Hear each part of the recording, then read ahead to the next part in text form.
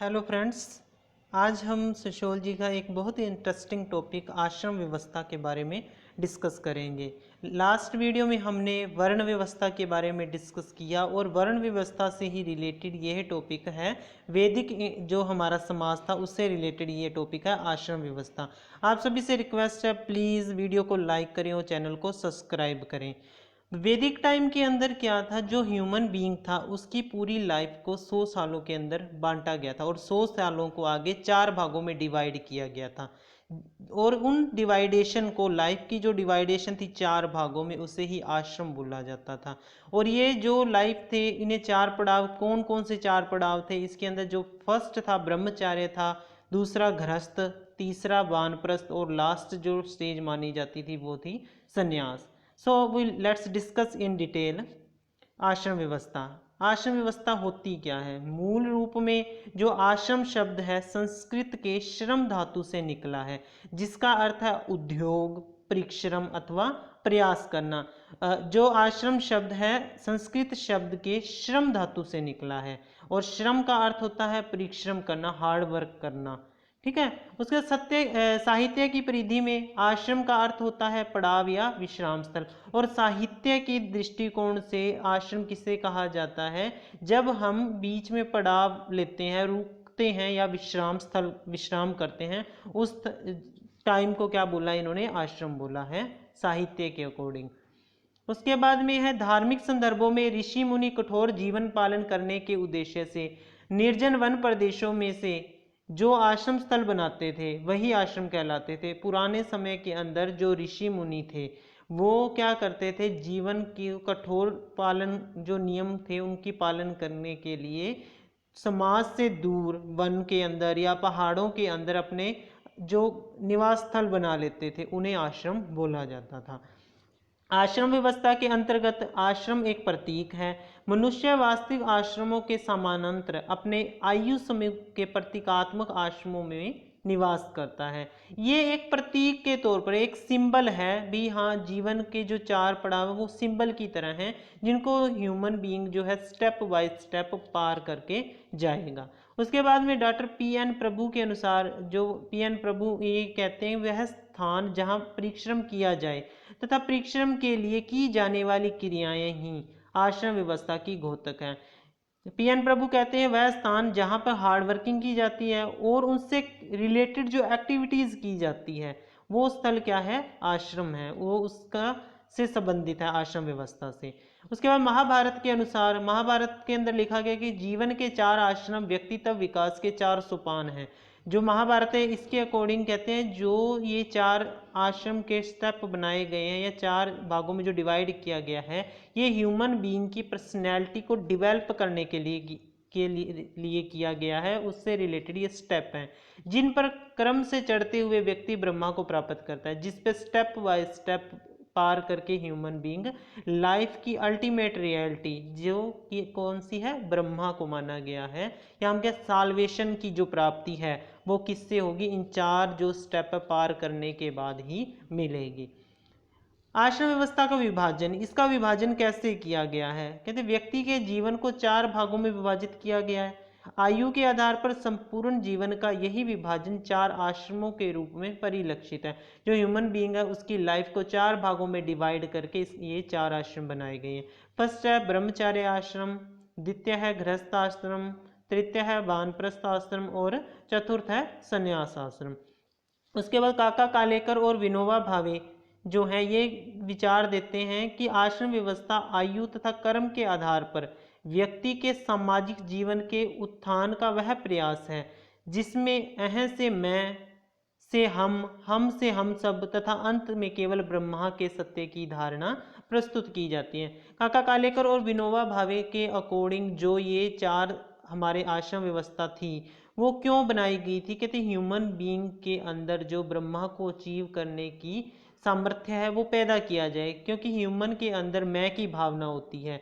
जब मैं की भावना होती है उसके बाद में धीरे धीरे एक स्टेप पार करके जब दूसरे स्टेप में जाता है, गृहस्थ आश्रम में जाता है व्यक्ति, तो उसमें हम की भावना आ जाती है उसके बाद में वो वानप्रस्थ में जाता है तो हम सब की भावना आ जाती है, भी हम सब कौन है, इक्वल हैं या एक जैसे हैं। उसके बाद में अंत में जो संन्यास आश्रम है, वहाँ पर उस आश्रम को पार करने के बाद ब्रह्मा की प्राप्ति हो जाती है, अल्टीमेट रियलिटी साल्वेशन की अचीवमेंट हो जाती है, ये माना जाता था आश्रम व्यवस्था के अकॉर्डिंग। नेक्स्ट है फर्स्ट जो आश्रम वो है ब्रह्मचर्य आश्रम। Doctor PN. प्रभु के अनुसार इच्छाओं का दमन आत्म नियंत्रण में उतना प्रभावकारी नहीं होता। जो हमारी इच्छाएं हैं उनको हम अगर दबा लें, आत्म नियंत्रण कर लें उनसे, वो इतना प्रभावकारी नहीं होता।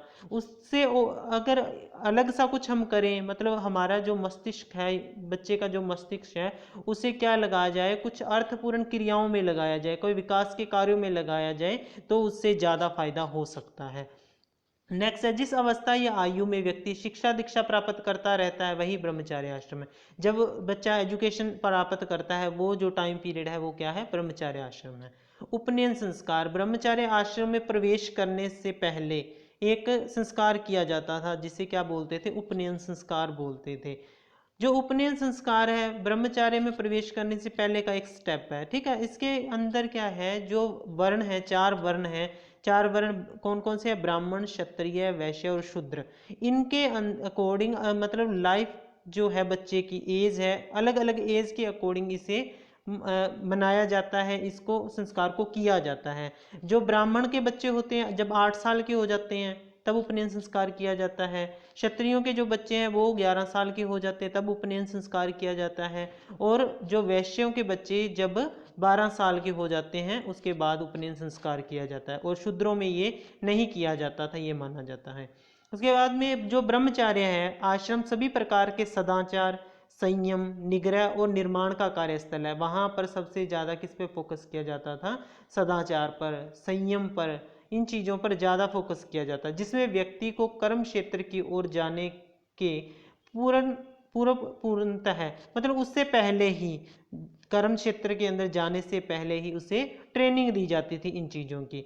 भारतीय संस्कृति के अनुसार व्यक्ति के जो व्यक्ति तब उसके 3 पक्ष होते हैं, ये भारतीय संस्कृति मानती है। इसके अंदर जो फर्स्ट है दैहिक विकास, हमारी जो फिजिकल डेवलपमेंट है वो है, दूसरा हमारा मेंटल डेवलपमेंट है, और थर्ड जो हमारा स्पिरिचुअल डेवलपमेंट की तरफ जो ब्रह्मचर्य आश्रम है उसमें इसमें ध्यान दिया जाता था। इन तीनों एस्पेक्ट्स को क्या किया जाता था, स्ट्रॉन्ग करने की कोशिश की जाती थी। नेक्स्ट है गृहस्थ आश्रम। ब्रह्मचर्य आश्रम के बाद जो बच्चा है युवा हो जाता है और वो गृहस्थ आश्रम के अंदर प्रवेश करता है। सामान्यतः गृहस्थ आश्रम की जो आयु है 25 से 50 साल की मानी जाती है, किंतु वास्तव में विवाह के पश्चात ही आश्रम व्यवस्था व्यवहारिक रूप ले लेता है। वैसे तो कहते हैं भी 25 से 50 साल की जो एज है उसमें जो व्यक्ति है गृहस्थ आश्रम में प्रवेश करता है, परंतु असल में क्या होता है जब उसकी मैरिज हो जाती है उससे पहले अगर मैरिज होगी तो वो गृहस्थ आश्रम में प्रवेश कर चुका है, ये माना जाता है। शास्त्रकारों ने गृहस्थ आश्रम को धर्म, काम और अर्थ का संगम माना है।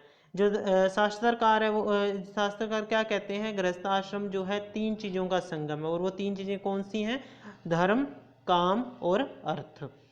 गौतम तथा बोधायन धर्मसूत्र ने तो केवल गृहस्थ आश्रम को एकमात्र आश्रम माना है। जो गौतम है और बोधायन धर्मसूत्र हैं ये क्या कहते हैं, जीवन के अंदर सिर्फ एक ही आश्रम होता है और वो होता है गृहस्थ आश्रम, और बाकी को इन्होंने क्या माना है, उसके पूरक माना है गृहस्थ आश्रम के, ठीक है। उसके बाद छांदोग्य उपनिषद इन सब से उल्ट है। जो छांदोग्य उपनिषद है वो क्या कहता है, कहता है जो पहला जो आश्रम है वो गृहस्थ आश्रम है, दूसरा कौन सा है, उन्होंने वानप्रस्थ को माना है, और तीसरा उन्होंने कहा है ब्रह्मचर्य का आश्रम होता है। नेक्स्ट है गृहस्थ आश्रम में पुरुषार्थ के 3 अंग, जो पुरुषार्थ है उसके 3 अंग अर्थ, धर्म और काम प्रयुक्त होते हैं, इनका डेवलपमेंट होता है। इन्हीं के माध्यम से प्रत्येक गृहस्थ अपने कर्तव्यों का पालन करता है, मतलब अर्थ के लिए, धर्म के लिए और काम के लिए जो गृहस्थ आश्रम है इस तीनों के बारे में काम किया जाता है, तीनों के लिए काम किया जाता है। यह कथन प्रचलित है कि समाज यदि रथ है तो गृहस्थ उसका सारथी है। कहते हैं ये जो समाज है, ये सोसाइटी है, अगर ये रथ है तो जो गृहस्थ है ना, गृहस्थ आश्रम जो है वो क्या है, उसका सारथी, उसको चलाने वाला है। उसके बिना रथ तथा अश्वों को कौन गति प्रदान कर सकता है, मतलब इसके बिना क्या है, ये समाज को गति नहीं दी जा सकती, ये कहा जाता है। नेक्स्ट है वानप्रस्थ आश्रम। अब जो गृहस्थ आश्रम है उसके बाद में जो व्यक्ति वानप्रस्थ आश्रम के अंदर प्रवेश करता है, सामान्यतः धारणा अनुसार 50 से 75 वर्ष तक की आयु का समय वानप्रस्थ आश्रम होता है।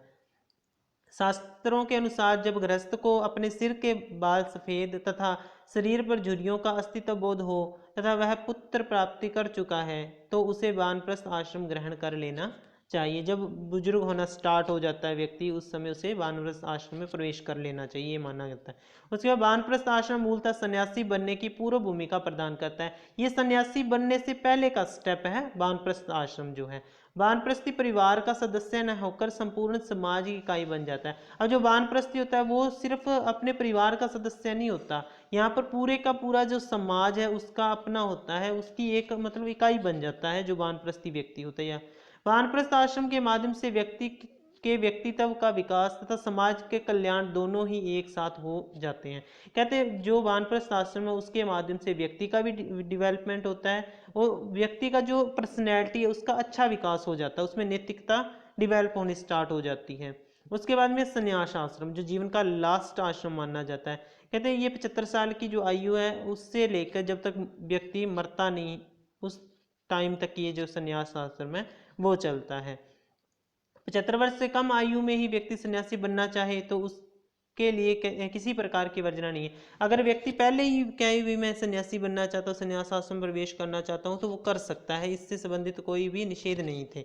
उसके बाद प्राचीन समाज में कुछ लोगों ने ब्रह्मचार्य से सीधे संन्यास धारण कर लिया था। ये भी मान्यता है कई लोग पहले ब्रह्मचारी थे और बाद में उन्होंने सीधे ही सन्यासी वो बन गए, उन्होंने ना तो शादी की ना वो वानप्रस्थी बने। इस आश्रम में व्यक्ति का लक्ष्य मोक्ष होता है। मेनली जो संन्यास आश्रम है उसके अंदर व्यक्ति का मेन जो लक्ष्य है वो क्या होता है, मोक्ष की प्राप्ति। उसकी प्राप्ति के लिए कठोर तप किया करते हैं, साधना, संयम, योग की आवश्यकता होती है। इन चीज़ों को वो करता है, प्रैक्टिस करता है, उससे क्या होता है, उसे जो है मोक्ष की प्राप्ति होती है। मनु ने सन्यासी के संबंध में कुछ मान्यताओं का विधान किया है। उनकी दृष्टि में सच्चा सन्यासी वही है जो गृहस्थ तथा वानप्रस्थ आश्रम व्यतीत कर आया है। मनु कहते हैं जो व्यक्ति गृहस्थ और वानप्रस्थ पार करके आया है वो ही असल में क्या है, जो सच्चा सन्यासी हो सकता है, ये मानते हैं मनु जो है। घृणा तथा मोहों के स्थान पर दया, प्रेम, धैर्य और संतुष्टि का प्रदर्शन करना चाहिए।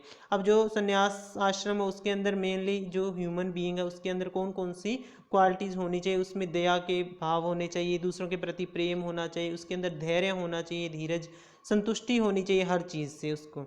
उसके बाद में डॉक्टर राधा कृष्ण का मत है सन्यासी के लिए विश्व परिवार सदृश होता है। सन्यासी के लिए पूरा विश्व क्या है, उसका एक परिवार होता है तथा समस्त वर्गों एवं समूहों के प्रति उसकी समदृष्टि होती है। सभी के लिए इक्वल उसकी जो नज़रें होती हैं, उसकी दृष्टि होती है, इक्वल होती है। वह संपूर्ण मानवता का कल्याण अपना एकमात्र उद्देश्य मानता है। वो क्या सोच के चलता है, जो जितना भी ये संसार है उसके अंदर जितने भी लोग हैं सबका कल्याण ही उसका कल्याण है, ये मानता है जो सन्यासी व्यक्ति होता है या सन्यास आश्रम जिसने प्रवेश कर लिया होता है। उसके बाद में आश्रम व्यवस्था का महत्व क्या था, इससे कई रिलेटेड चीज़ें हैं जिसके अंदर अन्योन्याश्रित संबंध होते हैं। उसके व्यवहारिक जीवन पद्धति होती है, एक व्यवहारिक सिस्टम में चलती है जिसमें हम कह सकते हैं पीढ़ियों के संघर्ष पर रोक है, कोई पीढ़ियों के बीच में कोई लड़ाई झगड़ा नहीं होता, क्योंकि स्टेप बाय स्टेप लोग उस टाइम क्या थे अपना जो है रोल है वो अदा करते रहते थे। बाल विवाह पर प्रतिबंध था, इससे जो था बाल विवाह नहीं किए जाते थे। जनसंख्या पर प्रतिबंध था, श्रम की प्रतिष्ठा थी, मानसिक अस्थिरता से मुक्ति, बुद्धि का विकास होता था, हम की भावना का विकास होता था, अनुशासन का प्रतीक था और सद्गुणों का विकास था। ये इसकी क्वालिटीज है जो आश्रम व्यवस्था उस टाइम में पाई जाती थी। नेक्स्ट, आश्रम व्यवस्था के दोष भी थे। व्यवहारिक शिक्षा का अभाव था, इसके अंदर जो है हम कहते प्रैक्टिकल वर्क उस पर जोर नहीं दिया जाता था, या जो भी काम करके देखना उससे रिलेटेड जो क्रियाएं वो कम थी उस टाइम। दायित्वों का बोझ था, लोगों के ऊपर दायित्व ज़्यादा हो जाते थे, मतलब उसकी ड्यूटी ज़्यादा थी, उसके एकाधिकार की इच्छा, लोगों के अंदर अपने आप को ही मतलब पेश करने की एक इच्छा थी भी मैं ही सब कुछ हूँ। उसके कठोर अनुशासन, जीवन के अंदर अनुशासन बहुत ज़्यादा कठोरता थी क्योंकि हर व्यक्ति को नियमों के अकॉर्डिंग चलना पड़ता था। वास्तविक वैराग्य का अभाव, उसके अंदर वास्तविक वैराग्य की कमी थी क्योंकि लोगों को का जो गृहस्थ आश्रम है या हम कह सन्यासी आश्रम है उसके वानप्रस्थ है या ब्रह्मचार्य, उनको वो निभाने ही पड़ते थे, चाहे वो इच्छुक हैं या नहीं हैं। तो उससे क्या था, उनके अंदर खुद में वैराग्य की भावना इतनी ज़्यादा नहीं थी, बस उन्हें करना ही पड़ता था। ढोंग टाइप, इसके अंदर हम कह सकते हैं भी ढोंगी टाइप की भावना हो सकती है। स्त्रियों की अपेक्षा की जाती थी, क्योंकि लोग जो है अपने परिवार को छोड़ के चले जाते थे, पीछे स्त्रियां होती थी, उनकी देखभाल वगैरह इतना मतलब ध्यान नहीं दिया जाता। तो इससे जो लेडीज़ हैं उनकी जो डेवलपमेंट पर कम ध्यान दिया जाता, उनकी स्थिति काफ़ी दर्दनाक थी, ये हम कह सकते हैं। सो ये थे आश्रम व्यवस्था। Okay, thank you for video watching.